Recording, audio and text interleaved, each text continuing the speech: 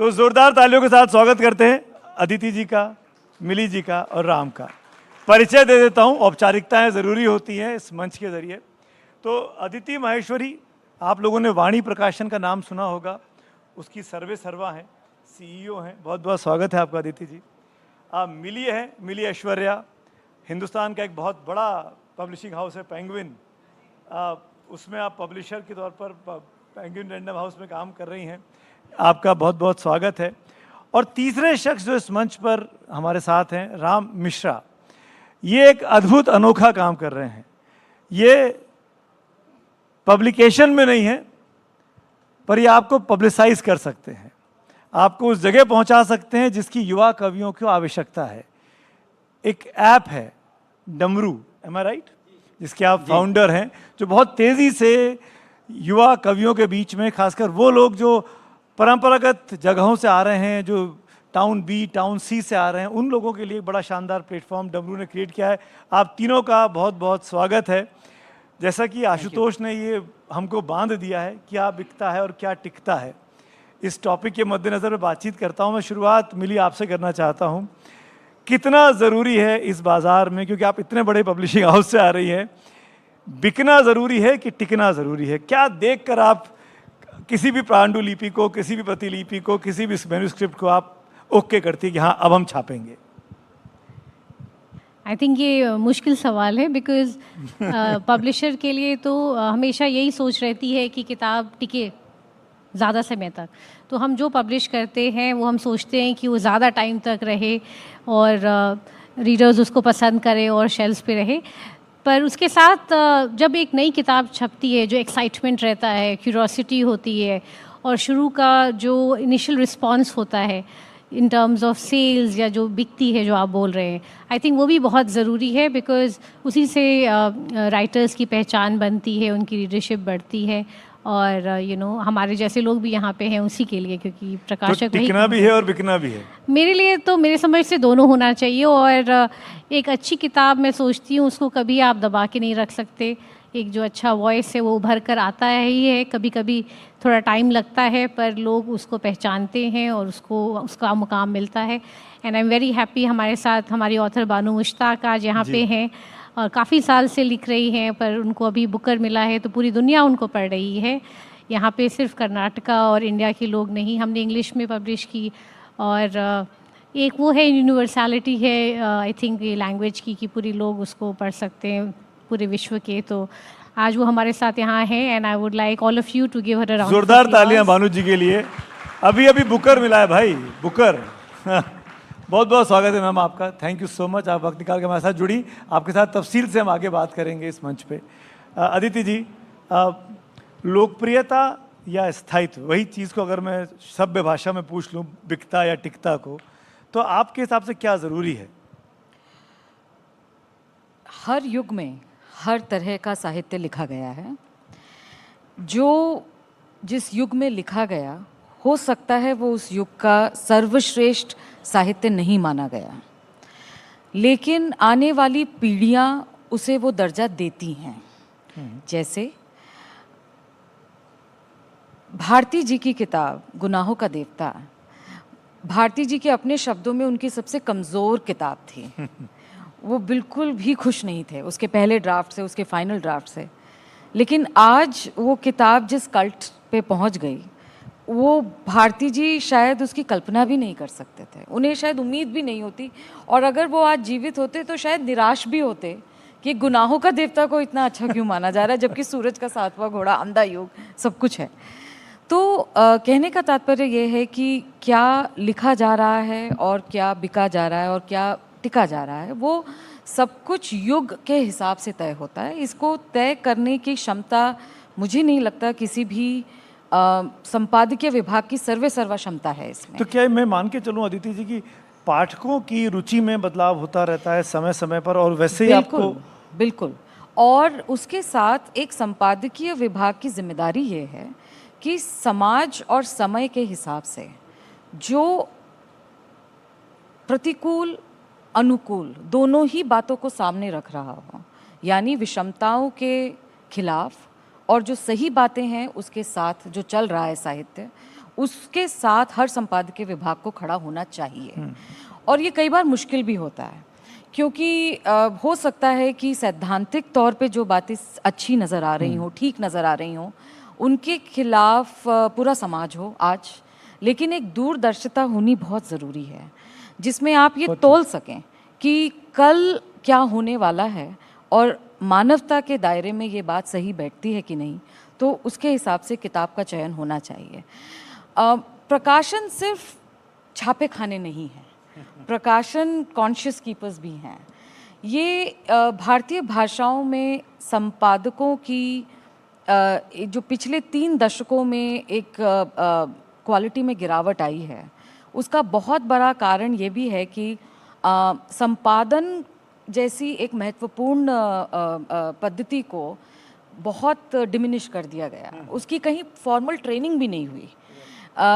There is absolutely no institution across the globe that can teach you to be an editor. They can teach you to be a copy editor, a proofreader.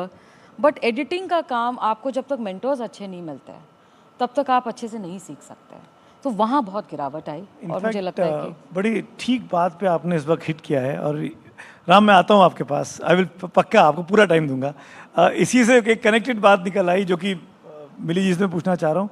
आजकल हमने देखा है कि कोई भी किताब छपती है, पब्लिश होती है, हम सोशल मीडिया पे उसका पोस्टर देखते हैं, बैनर देखते हैं, सोशल मीडिया कैंपेन देखते हैं, और एक दिन के बाद वो बेस्ट सेलर हो जाती है, 4 दिन के बाद बेस्ट सेलर हो जाती है। तो ऐसे कितने बेस्ट सेलर हैं जो वाकई में क्लासिक्स होते हैं, जो गुनाहों का देवता बन जाते हैं? आई थिंक इंडिया में तो अभी भी 10,000 कॉपीज़ अगर बिकती है तो हम उसको बेस्ट सेलर कह सकते हैं, और हम उस पर नेशनल बेस्ट सेलर टैग भी लगाते हैं। तो पेंगुइन में 250 बुक्स, 250 किताब एक साल में नई किताबें करती हूँ। उसमें एटलीस्ट आई थिंक 50 या उससे ज़्यादा हम कोशिश करते हैं कि बेस्ट सेलर हो या लोग पसंद करें और लोग पढ़ें। पर उसमें आजकल थोड़ा मुझे लगता है कि ऑनलाइन मीडियम एंड प्लेटफॉर्म्स का भी हाथ है, क्योंकि अगर आप एक किसी कैटेगरी में भी नंबर 1 आप हो जाते हैं तो वो बेस्ट सेलर का टैग आ जाता है ऑनलाइन प्लेटफॉर्म्स में। तो इसका ये मतलब नहीं होता है कि आपने 10,000 कॉपीज़ बेच ली, आई थिंक वो कैटेगरी का नंबर 1 हो जाता है। तो वो एक दूसरा नज़रिया है देखने का। पर मैं तो समझती हूँ कि कम से कम 10,000 कॉपीज़ होनी चाहिए, तभी उसको बेस्ट सेलर माना जाना चाहिए। तो मतलब जो और टिके थोड़े समय तक टिके। एक और आई थिंक एक आस्पेक्ट उसका ये भी है, और ये ग्लोबली भी होता है और हम इंडिया में भी करते हैं, कि आजकल हम किताबों को प्री ऑर्डर में डाल देते हैं। तो अगर लेट्स से रिलीज़ है अगर उसकी 1 जुलाई, तो वो प्री ऑर्डर पे चली जाती है कभी कभी 2 महीने 3 महीने पहले। तो फॉर एग्जांपल हम अरुंधति रॉय का मेमोइर्स पब्लिश कर रहे हैं सितंबर में, 1 सितंबर, तो उसका जो प्री ऑर्डर है वो ऑलरेडी ऑन है। तो अगर प्री ऑर्डर, कभी कभी क्या होता है कि 10,000 कॉपीज़ रिलीज़ के पहले भी बिक जाती है। तो आई थिंक वैसे भी केसेस होते हैं कि जहाँ पे नेचुरल इंक्विजिटिवनेस है और डिमांड है, और लोग पहले ही अपनी कॉपीज़ बुक करते हैं और प्रकाशन के पहले ही किताब बेस्ट सेलर बन जाती है। तो ऐसा भी होता है। तो मतलब जो बेस्ट सेलर है वो क्लासिक हो, ये ज़रूरी नहीं है। नहीं, पर ऐसे हाँ, पर आई थिंक हम लोग, क्योंकि पेंगुइन के पास, हमारे पास बहुत डीप बैकलिस्ट है, हमारे पास 3,000 से ज़्यादा एक्टिव टाइटल्स है जो हम अभी भी पब्लिश करते हैं, री इशू करते हैं, रीप्रिंट करते हैं हमेशा। तो मुझे लगता है कि अच्छी किताब है वो बिकती भी रहती है काफ़ी सारी। और मैं देख रही थी इनफैक्ट हमारे पास 3 इयर्स में तो काफ़ी सारे राइटर्स, चाहे वो बिपिन चंद्रा की किताब है हिस्ट्री की, या मार्केस की किताब है, वो अभी भी लोग पसंद करते हैं, अभी भी काफ़ी पढ़ते हैं। वही तो क्लासिक है। Ram, coming to you now. And Ram के बारे में जैसे मैंने शुरू में कहा, राम मिश्रा डमरू नाम का एक ऐप है, आप अपने फ़ोन पे जाके उसको डाउनलोड भी कर सकते हैं। और अगर आप म्यूज़िक से लिखने वाले हैं, गाने वाले हैं, बनाने वाले हैं, क्रिएट करने वाले हैं, तो मेरे ख्याल से राम अपने प्लेटफॉर्म के बारे में ज़्यादा बेहतरी से बता पाएंगे। हो सकता है कि मुझसे कुछ चीज़ें छूट जाएं, लेकिन मैं ये जानना चाह रहा हूँ कि क्यों आवश्यकता है डमरू की आज की तारीख में, क्यों डमरू बदलाव समाज में ला सकता है? जी सुमित जी, थैंक यू। सबसे पहले तो मैं NDTV क्रिएटर्स मंच का और NDTV और यहाँ सभी श्रोताओं का हृदय से आभार व्यक्त करता हूँ मुझे यहाँ बुलाने के लिए। मैं यहाँ देख सकता हूँ, मैं शब्दों का धनी तो नहीं हूँ इन सबके जैसा, लेकिन हाँ, मैं म्यूज़िक बिज़नेस से बिलोंग करता हूँ। और मुझे ऐसा लगा कि कहीं ना कहीं एक बहुत बड़ा गैप है म्यूज़िक क्रिएटर्स के लिए हमारे देश में। जो गाना अच्छा लिख भी लेते हैं, अच्छी कंपोजिशन कर भी लेते हैं, लेकिन उनकी रीच नहीं उनको मिल पाती है जो डिज़र्व करते हैं। जिस तरीके से आज हर कोई गाना बनाता है तो यही सोचता है कि यार मैं इससे पैसा कैसे कमाऊँ, तो वो उनकी डिस्कवरी कैसे बढ़ाई जा सके, उसके लिए हमने डमरू ऐप का स्टार्ट किया, डमरू ऐप स्टार्ट किया, which is available on play store and app store, and आप लोग सभी डाउनलोड भी कर सकते हैं। अब जहाँ तक ये है कि आपने अगर अच्छा एक गाना बनाया है और आपको एक प्लेटफॉर्म चाहिए कि वहाँ से आपका म्यूज़िक सारे देश विदेश के हर श्रोताओं तक पहुँचे, लिसनर्स तक पहुँचे, चाहे आप कहीं भी बैठे हों, किसी भी भाषा में गाना गाते हो, चाहे किसी भी भाषा में आप लिखते हो, आप उसको डमरू पे पब्लिश कर सकते हैं। सिंपली आप जाके वहाँ पे ऐप के माध्यम से there is a creator studio. एक काउंटर क्वेश्चन मैं पूछना चाह रहा हूँ। जी। मैंने कुछ बनाया, मैं गाड़ी चला रहा हूँ, मैंने गाना गाया, गुनगुनाया, और मैं आपको क्यों दूँ? मुझे क्या फ़ायदा? मैं किसी और प्लेटफॉर्म को दे सकता हूँ, और भी बड़े बड़े प्लेटफॉर्म्स हैं, मैं नाम लेना नहीं चाहता हूँ। जी। वहाँ पे रीच भी ज़्यादा है, मेरे पास दोस्त भी हैं, उन दोस्तों के भी दोस्त हैं जो और दूर तक पहुँचा सकते हैं, तो why should I come to Damru? जी, तो इसका सबसे सही जवाब मैं आपको यही दूंगा सर, कि अगर आप, जैसे ये टॉपिक है क्या बिकता है और क्या टिकता है, जब तक आप बिकना शुरू नहीं होते हैं और जब तक आपके गाने लोगों तक पहुंचते नहीं हैं, तब तक बाकी सारे प्लेटफॉर्म पे आप कितनी भी ताकत लगा लेंगे, आपको डिस्कवरी का बड़ा चैलेंज रहेगा, डिस्कवरी नहीं मिलेगी। इसलिए अगर आप डमरू पे आते हैं तो डमरू पूरी जोर लगाता है, पूरी ताकत लगाता है मार्केटिंग के माध्यम से, इंडस्ट्री नेटवर्क के माध्यम से, ताकि आपको पूरी पब्लिसिटी मिल सके। तो एक तो ये है। दूसरा, अगर आप चाहते हैं कि आपके गाने सारे प्लेटफॉर्म पे जाए, यूट्यूब पब्लिक प्लेटफॉर्म है, सोशल मीडिया प्लेटफॉर्म है, आप अपने गाने अपलोड तो कर देते हैं, लेकिन आप स्पॉटिफाई पे, सावन पे, गाना पे, आपने नाम नहीं लिया लेकिन मैं नाम लेता हूँ। हाँ, मैंने आपके सम्मान में नहीं लिया था। हाँ, नहीं, बट कोई बात नहीं है, because competition is always better, and competition makes you better also. हाँ, इट मेक्स यू बेटर। और अगर आपको उस प्लेटफॉर्म पे भी जाना है, उन सारे प्लेटफॉर्म पे भी जाना है, तो उसका माध्यम भी एकमात्र डमरू है। आप किसी के ऊपर आपको आश्रित होने की ज़रूरत नहीं है। आप डमरू डायरेक्ट हमारे वेबसाइट पे जा सकते हैं, damro.co, damru.co। वहाँ से आप अपना प्रोफाइल क्रिएट करके आप दुनिया के सारे प्लेटफॉर्म पे अपना गाना डिस्ट्रीब्यूट कर सकते हैं। हम रॉयल्टी कलेक्शन करेंगे हर जगह से और आपको डायरेक्ट पे करेंगे। हर चीज़ का यहाँ पे सोल्यूशन है सुमित जी।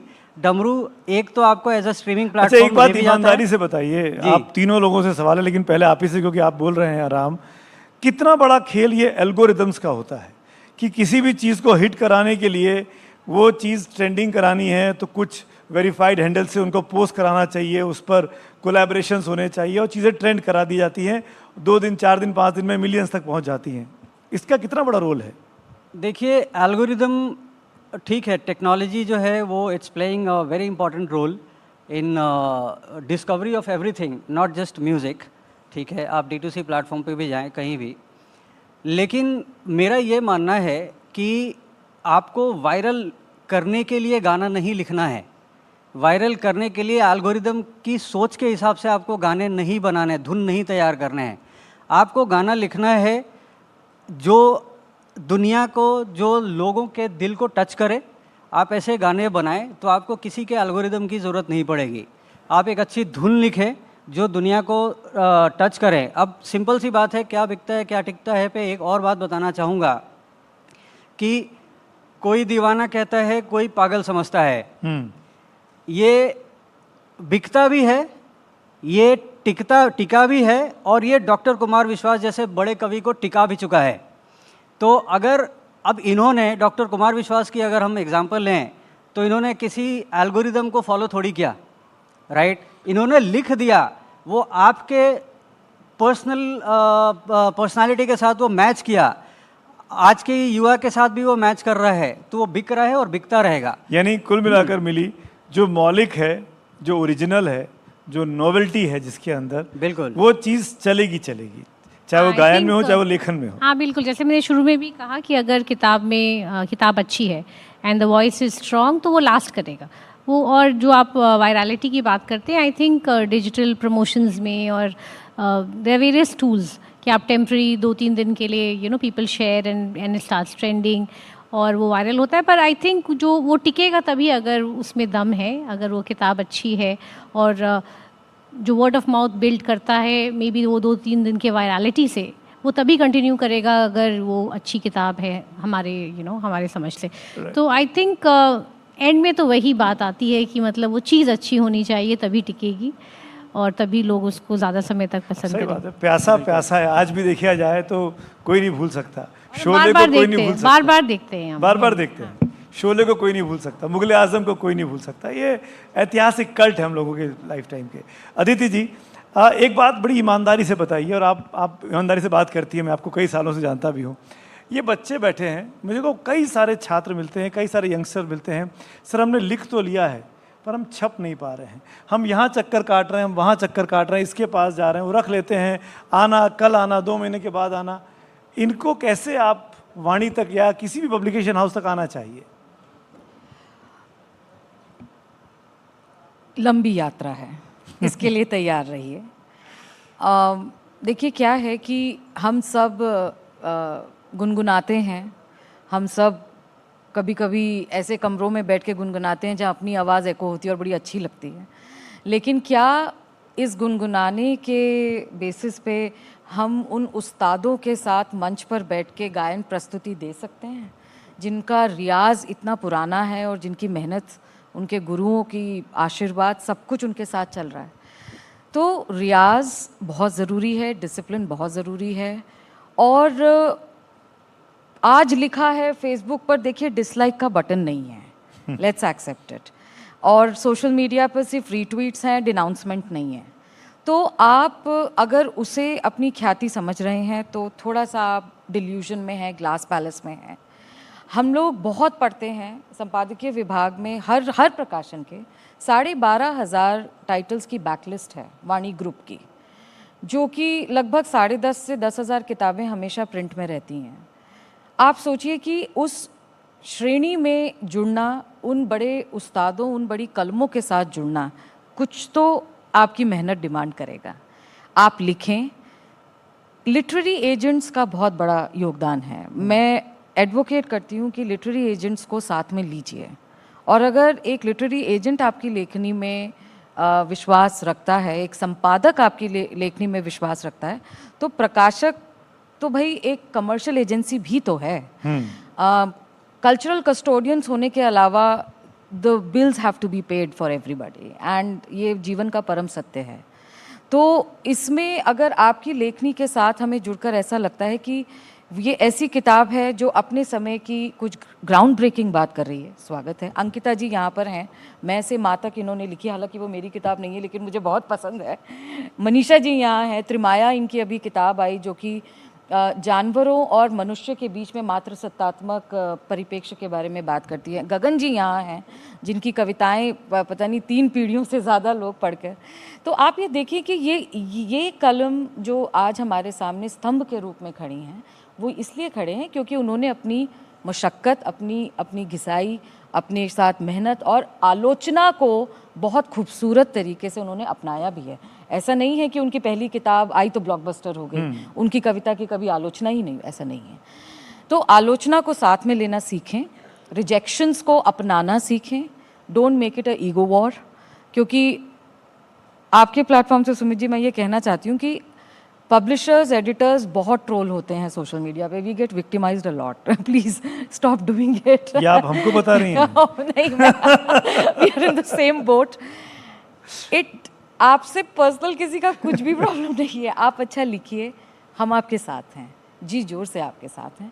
एडवांसेस पे साइनिंग होती है और बड़े साइनिंग होती हैं अब, क्योंकि the commercial stakes have increased a lot, let's accept it. तो यहाँ पर डमरू ऐप साथ में है, हम और भी ऐप्स के साथ काम करते हैं जहाँ पे ऑडियो बुक्स रिलीज़ हो रही हैं, साथ में ई बुक्स हो रही हैं। तो ये सारा पोर्टफोलियो आपके लिए खड़ा हो सकता है, लेकिन थोड़ी मेहनत करने की मेहनत करनी पड़ेगी, असफलताओं से घबराना नहीं है, सफलता के लिए सब्र तो करना पड़ेगा। एक आखिरी कमेंट आप तीनों से जानना चाहूँगा। हमारी ये पहल, एनडीटीवी इंडिया की ये पहल क्रिएटर्स मंच, इसके बारे में मिली जी, कैसा लगा ये कोशिश?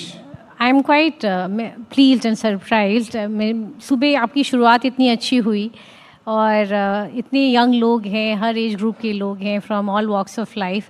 सो I think it's a great initiative और हर तरह के क्रिएटिव फॉर्म को आई थिंक आप लोग प्लेटफॉर्म दे रहे हैं, चाहे वो बुक्स है या पोइट्री है, गायन है।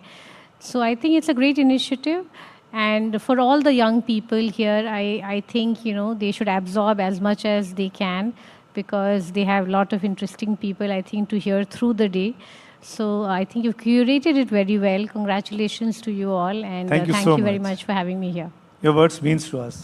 राम, मेरे हिसाब से मेरे लिए तो ये बहुत ही अच्छी बात है कि एक तरफ जो डिस्कवरी और चैलेंजेस जो फेस कर रहे हैं आज के क्रिएटर्स, उनके लिए एनडीटीवी क्रिएटर्स मंच एक बहुत ही लाभदायक प्लेटफॉर्म साबित होगा। और इसके माध्यम से आई थिंक जितने भी लिखने वाले जो पोइट्स भी आएंगे, क्योंकि संगीत की शुरुआत तो यहीं से होती है सर, एक अच्छी लिखावट से ही संगीत बनता है। और अगर क्रिएटर्स मंच पे अगर ऐसे लोग आना शुरू करें तो उनकी डिस्कवरी काफ़ी आसान हो सकती है। ये मेरे हिसाब से काफ़ी अच्छा अपॉर्चुनिटी है। हम पूरी पूरे कोशिश creators करेंगे के लिए। कि साथ मिल जाए कदम। बिल्कुल बिल्कुल। अदिति जी, आपकी टिप्पणी। देखिए, आपके पास प्रियदर्शन जी हैं, आपके पास पूनम अरोड़ा जी हैं और अब आपके पास राहुल कंवल जी भी हैं, आपके पास सुमित जी हैं। तो ये क्रिएटर्स मंच थोड़ा देर से आया मुझे लगता है, बहुत पहले आ जाना चाहिए था, क्योंकि एनडीटीवी को हमने हमेशा एक मॉडरेट मंच के रूप में जाना है। हमने जाना है कि एनडीटीवी अगर कुछ कह रहा है तो जिम्मेदारी से कह रहा है। तो स्वागत है और अगली बार ये ऑडिटोरियम 4 गुना बड़ा हो, ऐसी हमारी आपको शुभकामनाएं हैं।